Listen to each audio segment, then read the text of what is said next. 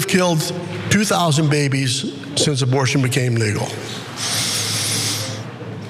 Those are 2,000 people in the state of Nebraska that could be working and filling some of those positions that we have vacancies. They're not here. Our state population has not grown except by those foreigners who've moved here or refugees who've been placed here. Why is that? It's because we've killed 200,000 people. These are people we've killed. Good Lord. That is Nebraska State Senator Steve Erdman. You're going to be shocked to find out, Republican, talking about how they need to outlaw abortion so that the state population can grow. That's his argument. And of course, many people listen to what he just said and they hear shades of the great replacement theory that's become so common on the right wing. It used to just be in sort of like fringe right wing forums and things like that. No, now it's just everywhere. So we're gonna get to that. But understand that those comments came during debate over a bill that would ban abortions in the state after 6 weeks of pregnancy, including exemptions for rape, incest, and life-saving procedures. 6 weeks of pregnancies, as we've pointed out many times, for many people means it's just outlawed. It is criminalized. Good luck. Maybe you're lucky and you figure it out super on the spot and you're able to get an appointment and everything works perfectly and there's no extra roadblocks to slow things down and put you past the 6 week point. But for the vast majority of people, it will be illegal. That is what he is pushing for with his insane rhetoric. What do you both think? Before I even get into the great replacement theory, I want you guys to notice a couple things he said in there that I found really interesting. So first of all, he's saying 2,000, he meant 200,000, he corrected himself later, right? But the interesting part is he said, now that's 2,000 people that could have been working and filling these positions. In other words, he's saying our beloved corporations need more cheap labor. And we could have given them that cheap labor with good white folks. Now that they're getting it from people that don't look like us. What are these, and some of them can't even fill the positions. What are our beloved corporations going to do? That's why we can't have abortion. Man, that is fascinating. Like that you're so corrupt, you're willing to bring abortion in here to say that, no, we gotta look out for big business, poor big business. And then secondly, his rant against immigrants now is kind of curious because look at how, again, the right wing always does sleight of hand. It's always some sort of illusion, right?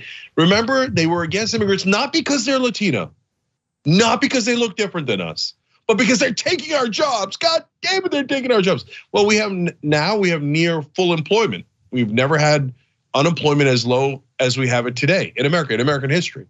So now they're not taking our jobs. So he's saying, well, they're taking the jobs we don't want, and we can't even fill all the jobs we have, but we still hate the immigrants. What happened? I thought you didn't hate them, you just were worried about the economic situation. Now you don't have that excuse anymore, and you still hate the immigrants. And you're saying, give me more white babies to replace them. Thank you for admitting your obvious racism all of these years. You know, every person's reason and justification for terminating a pregnancy is different, but there are people who sometimes terminate a pregnancy. It was unwanted, but also because they can't afford to provide for a kid. And when you have a state like that, where people like him are elected and dictate state laws and strip those areas for parts, as we've seen throughout the Midwest, radical conservatives have just, again, stripped these states for parts to benefit their corporate donors and their corporate overlords. That has become increasingly difficult, an increasingly difficult place for people to make ends meet. And you could just draw a through line, like Cenk, you're pointing out. He's explicitly saying these are people who could fill these jobs to benefit these corporations. You could draw a through line straight through that rhetoric and how they see people as just cogs in this big corporate machine. And that's really what they're getting at. And whether they want to use an abortion as a wedge issue for this or as justification to keep pushing these people into these low wage jobs, ultimately it's to keep people reliant on again, these low paying jobs from these corporations, but keeps them in positions where it's more and more difficult to make ends meet. And I don't blame anyone for wanting to terminate a pregnancy if they can't afford it. This is the system Republicans have created, and it's only going to get worse when they continue pushing these radical anti-choice bills. Yeah, you're totally right that for a lot of people they can't afford it. But also, if your big fear is abortion and how many people can participate in the workforce, having a kid in some cases makes it very difficult to continue to work for some time. It's just weird that he discounts that. I assume a little bit of misogyny might be at play there, that he doesn't think that their contributions would be valued anyway. But also, like the argument that he's making right now there is that this is about making sure that people are working or whatever. I don't believe that that's actually why he is working to criminalize abortion, but that's what he would have us believe. If that is actually your rationale, that you believe that rights people have had for their entire lives should be stripped away and they should be forced to bear and raise a child just so that we make sure that we have people who can work, why is it that they won't do other things to make sure that people don't prematurely die that would take them out of the workforce? Like, is he going to ban assault rifles so that all of these kids who theoretically, when they're gunned down in their schools, could someday go on to become plumbers and orthodontists and things like that? Is he gonna do that?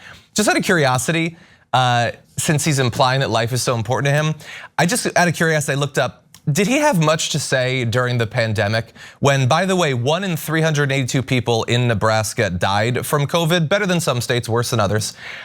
He called for herd immunity. It's the only way, and he stressed, by the way, that businesses needed to reopen. That was his argument for just let it run amok. Sure, it'll kill a bunch of people, and I guess presumably they won't be able to work later on, but whatever, we gotta get the doors open, so just let people get sick, let people die. He has a very tenuous attachment to this idea that life is important. So right wing says, left wing uses racism too much, etc. But think about it. He's worried that they're going to get replaced. Replace us, but what do you mean replace us? Remember that in Charlottesville they chanted, "You will not replace us. The Jews will not replace us," etc. Right? When you say that immigrants are replacing us, you're basically saying you're not part of us. So when you're a Latino or a Muslim immigrant or an African immigrant or anything like that, by the way, when there was mainly European immigrants coming in, there was no talk of a replacement theory. There was no talk of replacing us.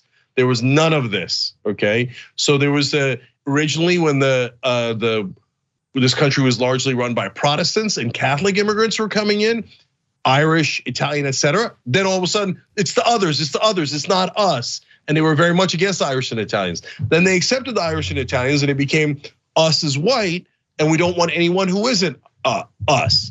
When you're talking about replacing us, you are by definition, in these contexts, being racist, because you're saying, I don't think those Latinos are us. I don't think those people coming into the country that are brown, black, and Asian are us. And for progressives, we don't make that distinction. We actually believe in equality and justice for all.